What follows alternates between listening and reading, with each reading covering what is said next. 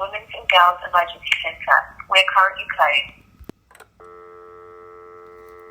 When questioned about the face of domestic violence in the country versus the city, Administrative Officer at Women's Safety New South Wales and Research Assistant Leili Friedlander says it's important to remember that this crime does not discriminate. She also says when it comes to the funding of domestic violence in the police department, they are severely under-resourced. Whilst Women's Safety New South Wales is not meant to be an initial point of contact when reporting a domestic violence case, some women have had no choice.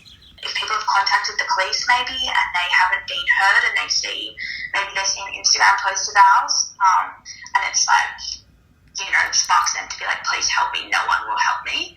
But we're not meant to be the first point of call. According to PwC Australia, the cost of violence against women is increasing in our nation.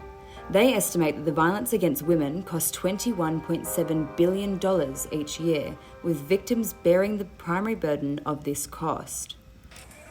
Similar to Hayley Foster's words, Friedlander understands that women in rural and remote areas who have a domestic violence case to come forward with can face very different obstacles in comparison to those in a more densely populated area.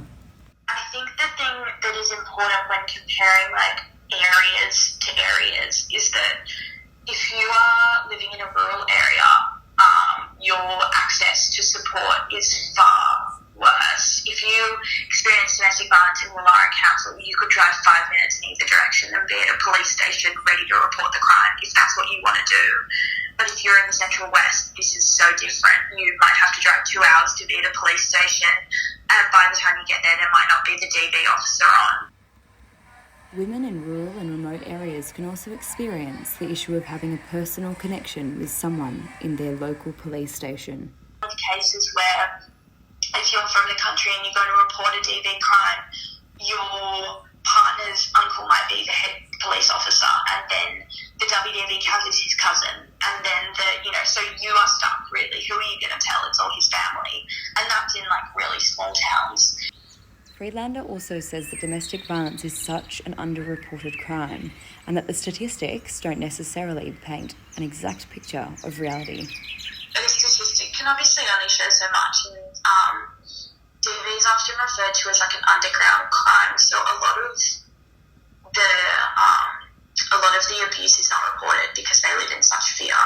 Whilst Friedlander also believes there needs to be more resources thrown at domestic violence, the work being done by Women's Safety New South Wales to spread awareness gives her hope for the future of domestic violence in Australia. As many women as I can't help, even if I can help one, that's one person that I did the right thing for.